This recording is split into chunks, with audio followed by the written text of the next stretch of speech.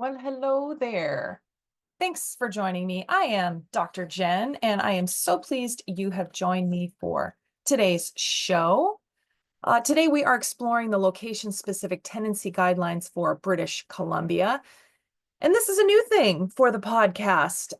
There's been quite a bit of chatter in the landlord universe about what about this and what about that. And you can see very, very plainly that there's a lot of you out there who are making big assumptions that the rules in your area are the rules in every area, and that is just simply not true. So I figured that I would try something different. I'd give you a bunch of content all at once. And so I'm starting with British Columbia because that is where I have been the landlord the longest. And then, of course, we're going to Hawaii in the next episode. And of course, as we're talking right now live in the library is 10 location-specific episodes that all went live on the same day. So this is a new thing, and we're going to jump right in it. So all of my location-specific podcasts are set up the exact same way, answering the same 4 questions. What are the basics of the tenancy laws in this specific area? In this case, British Columbia Residential Tenancy Act. What are the nuances of the location? What's different and what stands out? What about abandoned items that are left by a tenant? Where do you go to figure things out about abandoned items? In this case, British Columbia, and then where to get help in your local area in British Columbia, some different ideas of what to do if you are an existing landlord, or maybe you're just new to landlording in British Columbia and you have absolutely no idea where to start. That is what we are going to talk about. But I must tell you, there are more guiding documents than what I'm giving you here. This is not everything. This is just to get you started and give you some guidance. There may be other things in BC or your city or your regional district that you need to call them about. You need to research about. You need to ask the question. You need to ask the questions. So this episode is not all inclusive. You must do your research further in your specific area. But again, this is to get you started. But I will give a plug for today's sponsor, Aloha Capital Investments, LLC. If you want to know more about real estate investing, check out alohajv.com. That's alohajulietVictor.com. Okay, let's just jump right into this. British Columbia. British Columbia Residential Tenancy Act. In fact, I'm going to share screen. So if you're watching this on YouTube at My Life as a Landlord, you're going to see I'm sharing screen here. The Residential Tenancy Act is a legal document, right? Like it's a law. And then, but it's quite legalese. And you're going to see this with all the location specific documents, that there is a law part, and then there is usually a guide or a fact sheet or a handout or something that makes it easier to digest, so that we're not all reading this law part all the time. So as we go through this Residential Tenancy Act, you can see I've the general administration, creating the tenancy agreement, other specific terms at start of a tenancy, during a tenancy, end of a tenancy, rent increases, how this all works. But this is, of course, a hyperlink in the description of today's show. So if you want to read this yourself, please do. I encourage you to do that, but go to the hyperlink. I'm not going to screen share and go through every one of these. Oh my goodness, that's not happening. But I am going to go to the next one, tenancy forms, resources, and calculators. So this website, if I can see it, is www.gov.bc.ca.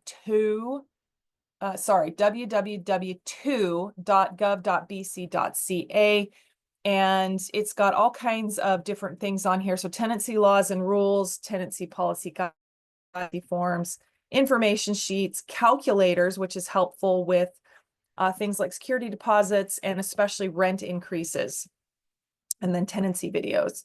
So let's just go into tenancy laws and rules. We'll just go through a couple of different ones in here. So this has got all of the acts. Now for British Columbia, you've got a Residential Tenancy Act, and then you have a Manufactured Home Park Tenancy Act. And the difference between the two is who owns the home.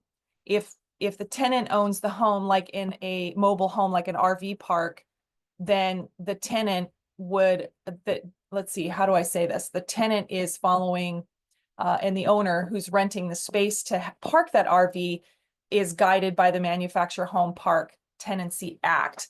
But if you've got a home that is owned by the landlord and is provided on property from the landlord, that's Residential Tenancy Act. So not all places have two different ones. And so that's why I am making sure that you know that there are two different ones. So Residential Tenancy Act, if we go in to this hyperlink here, you're going to see as it comes up, this is right back to the legal part. And Residential Tenancy Branch Rules of Procedure. There's a bunch of hyperlinks in here. Current Residential Tenancy Branch Rules of Procedure, which is good. This is very structured, by the way. You're going to see as you go through many of these location-specific podcasts that not every location is so specific. This is how to do a dispute rules of procedure. So I'm not going to go into this because I'm hoping that you don't have to do it, but let's be, if you're going to have to go here, you're going to have to do an eviction. That's just part of it. Okay, let's go back to forms, resources, calculators. And I want to go to some of the guides. The guides are actually really helpful. The information sheets, every place calls them different. So we're just going to go through several of these. Rent during tenancy. Basically, this is explaining how a landlord should collect rent, amount of rent, paying rent, forms of payment, co-tenants. This is how to do unpaid rent or utilities. Basically, if you don't pay your rent or you don't pay your utilities, you have a notice of 5 days to pay or 10 days to quit. Basically, if 5 days to pay or 10 days to get out. So if they don't pay on that 6th day, that says, hey, they're going to get out, which most people don't realize it's like that, but it is. Notifying tenant rent increases. This is where you go into the province dictates how much you can increase the rent every year. And it's usually 2 or 3%. This year it's 3%. Last year it was 3.5%. So it just depends on what the province says. Now, not every place is like that. You're going to see in some of these other ones that there's other increases. And then what happens if you have a major capital expense, like you have an elevator go out, or the boiler is going like that, then you actually can increase it for capital expense, but you've got to either justify it. You might even have to call the residential tenancy branch to ask on how to do that properly, because that's really important that you do that. So this one's all about rent. Pets during tenancy. Let's talk about pets. There's a lot of chatter about pets, good, bad, indifferent. Pet clauses in a tenancy agreement, changing a tenancy agreement, requiring a pet damage deposit. British Columbia, you have to have a security deposit, which is a half month's rent. And then a pet damage deposit can be an additional half month's rent. But you also can charge pet rent. But this is interesting how they want it done. I actually called the residential tenancy branch about that. And they said, as long as the is all inclusive. So for example, if your rent is $1,000 and you charge $20 additional per, let's say, dog per month, then the tenant has 2 dogs. Well, the actual rent amount would be $1,040, and then your security and your pet damage deposit would be calculated on the $1,040, if that makes sense. So there's a lot of information in all of the tenancy documents about guides, about service animals, human rights code, and fair housing. And so you want to make sure that you've got the most up-to-date information on your pets and fair housing. Inspecting the rental unit. I'm just going to hit a couple of these. I'm not going to go through every single one, and then I'm going to go through some of the nuances of this. But inspecting it, moving in, out, and then before the move out inspection. Honestly, you've got to do everything in writing, especially when it comes to a condition inspection report. You've got to do everything in writing.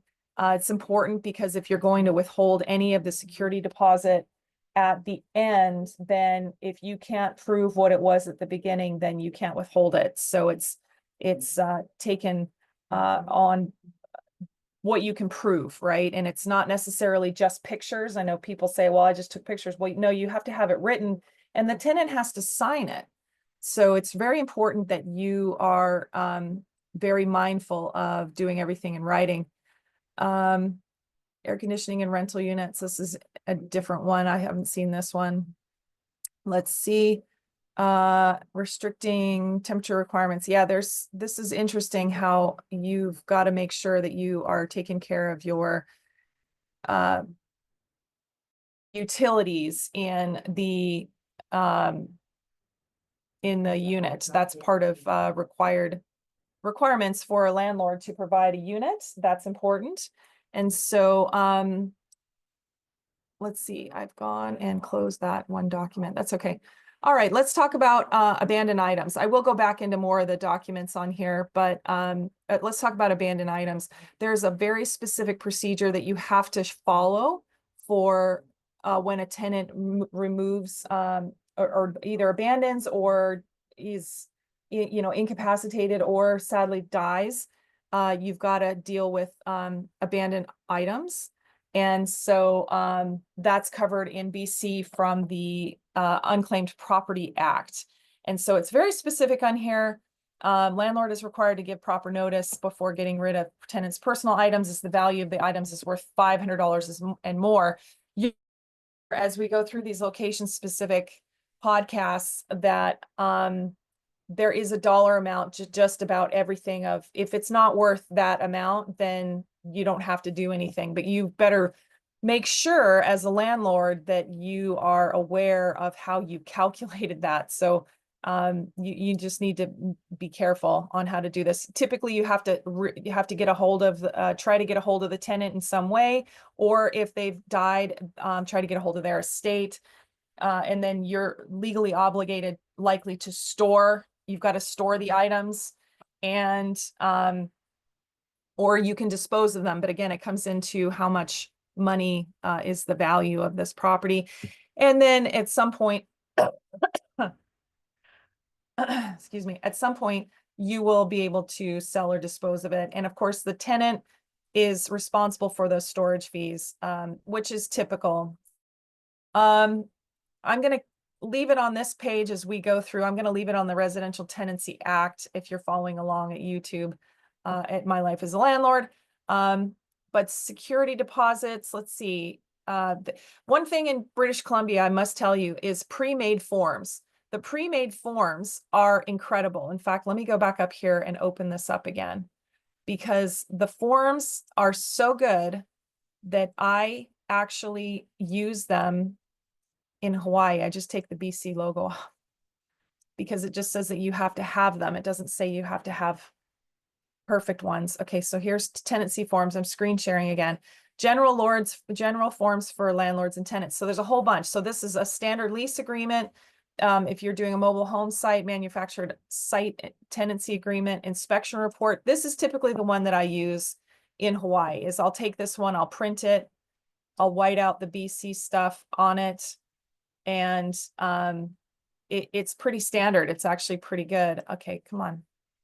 So there's other inventory checklists that I've seen used in other states as well. But I like this one. This one's pretty good. So I use that one the most. Other forms for landlords and tenants, additional, let's see, notice of rent increase. And then of course, all the stuff when people are misbehaving, you've got notice to, there's one thing that they don't have a standard form for, which is misbehaving.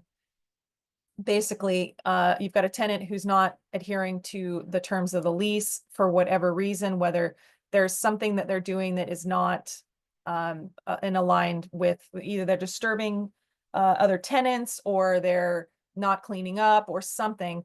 And so you've got to have, typically I do a warning letter and then I do pictures, and we do 2 warning letters, and there is quite a few information, especially if you're going to move towards an eviction. The warning letter basically says, smarten up, fix this, or we're heading to, for you to not live here anymore. I mean, that's what ends up happening. So dispute request forms. Now in British Columbia, if you have a dispute, you go to the BC Residential Tenancy Branch and you file for an arbitration hearing. You don't go specifically to court, which there's a lot of places that you go to court. But in BC, you don't go to court yet. Once you get a judgment or you get a writ of possession, some kind of writ, then the court can enforce it.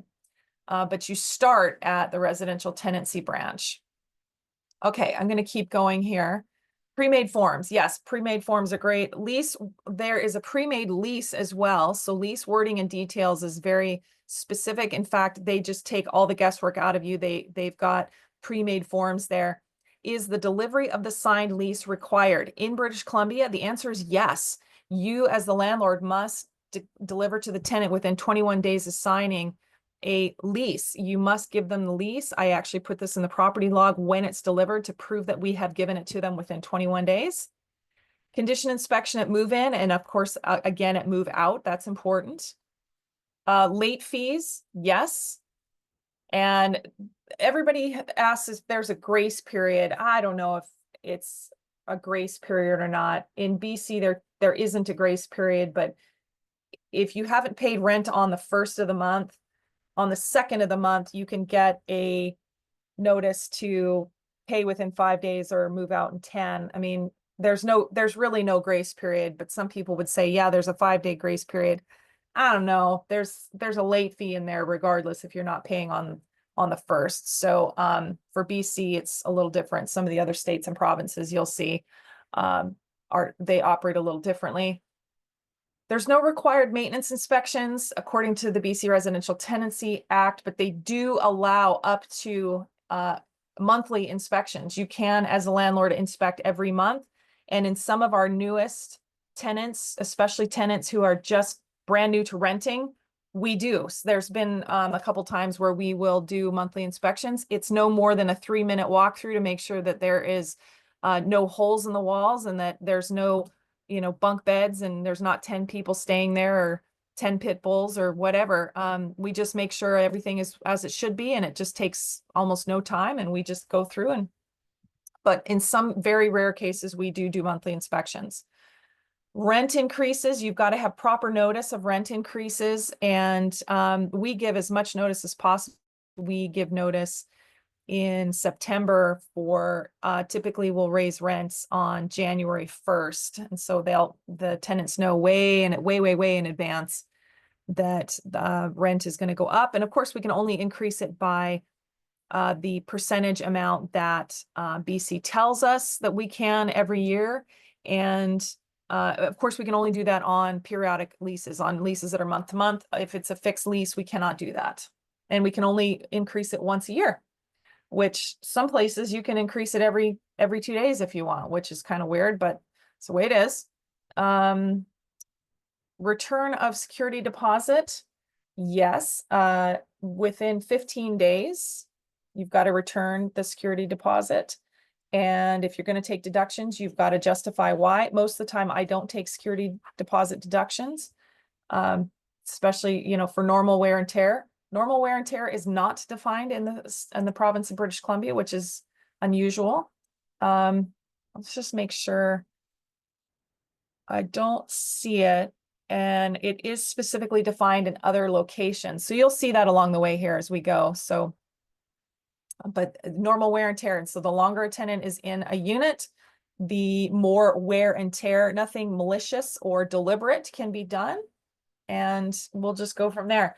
One thing I'm going to throw in here is if there is a death or a violent crime in the unit, as a landlord, do you have to disclose that that has occurred? The answer is no. That's what I've found. I could be wrong. So if you're listening to this and you know of it's something different, in the sale of a home or a unit, nothing is required to be disclosed in BC. But let's just lay it on the line here. If there is something that has happened in a unit, the neighbors will tell the tenant. So just make sure that whatever it is, disclose it. You probably should, even though you're not necessarily required to disclose it. Okay, So that's the nutshell of BC Residential Tenancy Act. There's a lot more details in there, but again, this is just to get you started. There is lots of hyperlinks, but let's talk a little bit more about the nuances of British Columbia, other than the pre-made forms, other than the Manufactured Home Park Tenancy Act. The one thing that I do when we do rent increases in British Columbia, there are calculators when the what to do. That they will ask. I'm getting ahead of myself. The calculators for BC tenancy are very interesting because they'll say, when was the last rent increase or move in? And you'll put that date in. And then they'll say, when is the next time that tenant's going to pay rent, which is usually the first of the next month? How much are they paying? And then they'll say, okay, based on that, you can raise the rent by this much, this percent, this amount of money, and you have to give notice by this date to start this date. So it's very specific on when you have to post notice. And we try to post notice even further ahead than what they say that we have to, because I really try to let everybody know what's going on in advance. And so and I include the calculator. I print that part out. I include that calculator part in the notice of the rent increase. So there's the notice of the rent increase, and then there's the calculator. And I usually throw in a letter from us as well about how we've got to do it. So, okay, ending tenancy forms then dovetails into how to do a dispute. You've got to prove that you've served everybody correctly. And the dispute resolution forms of all kinds, including notice to end tenancy due to non-payment of rent or utilities, or for cause. If you've got notice for cause, you can show the warning letters that you've given. You can show pictures of what was or was not corrected. And then, of course, you have to do a proof of service. And the proof of service is basically you saying, yes, I've hired this person to serve the tenant, or I posted it, or I certified mailed it, or whatever. Sadly, I've had to do this multiple times over our 15-year reign as a landlord, and it continues now. We haven't had to do it in any time recently, which is good. But there's another interesting aspect that both the landlord and the tenant can apply for a dispute resolution for not only current tenancies, but also past tenancies. Also, you can apply for a expedited hearing, which I've not done an expedited hearing, but if you're a BC landlord or tenant and you have done this, please comment. And this was probably an expedited hearing, could be for non-payment of rent, something that it should be fast. If it's something where you're trying to get money for damages and the tenant is long gone, that I can guarantee you that'll be at the back of the bus. That'll be at the very end. There's also a worksheet, which is Form Gen 06, about police assistant in BC for landlords and tenants, on where the Residential Tenancy Act applies and when it doesn't apply. In fact, I will pull that up because that's kind of interesting. Okay, bear with me. Tenant resources and forms, policy guidelines. And this is when. Okay, I am finding this. Dispute resolution forms. Okay, let me just search Gen 06.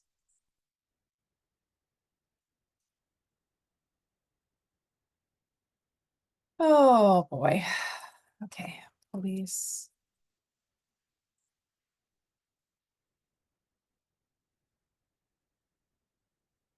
Okay, use service dogs. No, no, no. Okay.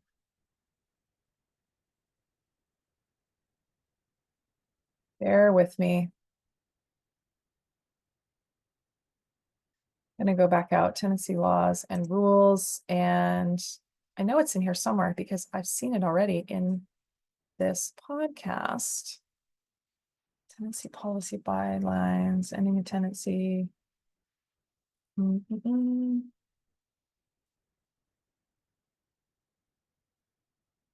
Pet clauses. pet clauses in a lease. This is actually really good. That explains exactly how pets can be written into a lease. Illegal activities, frustration, permitted rent increase. This is very interesting how this is all working. Anyway, I'm going to keep going. There is quite a bit in here, but because we are recording, I feel like I'm very much under the gun. And so I did not open that one up and I can't find it. So I'm going to keep going. So there is guidance for the BC residential tenancy branch on when it may be appropriate for the police to get involved and when it's not. And not every location does this. Not every location has this. But it also provides, this is important, this also provides what a court bailiff can do and what a landlord is prohibited from doing. But a court bailiff got a writ of possession once you have, let's say you have a tenant who just straight up will not leave. If you've got, you've gone through your arbitration hearing at BC Residential Tenancy Branch, you've got the writ of possession, then the Supreme Court of British Columbia will help you enact that.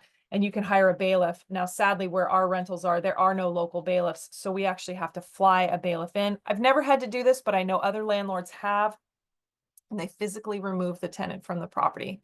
Oh my goodness. But let's talk about what the landlord is prohibited from doing.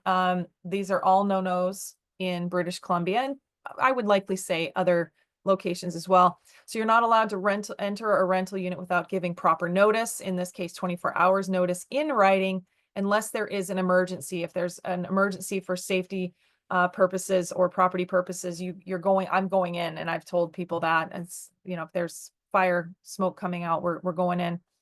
You cannot seize tenant's property for any reason without a court order.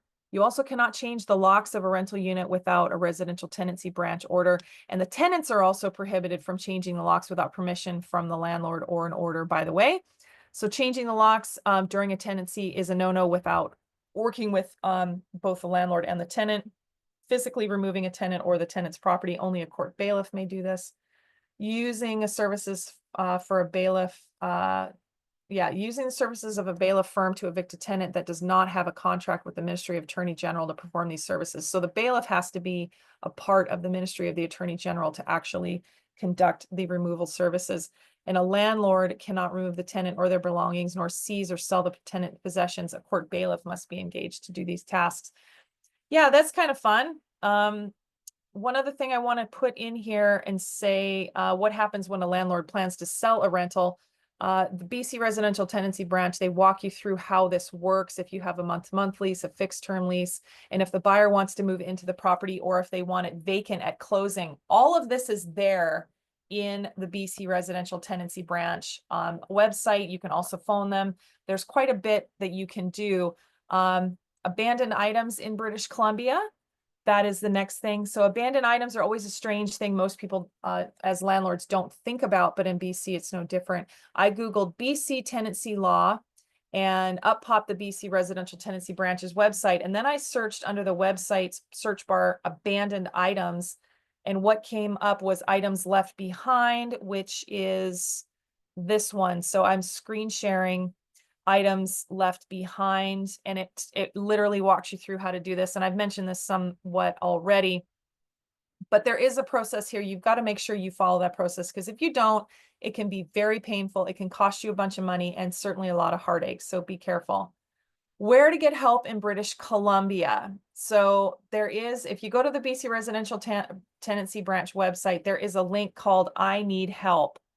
And let me just see if I can find it. Anyway, regardless, there is an I Need Help button. And I've included all the hyperlinks in the description of the podcast. But if you need help, pick up the phone.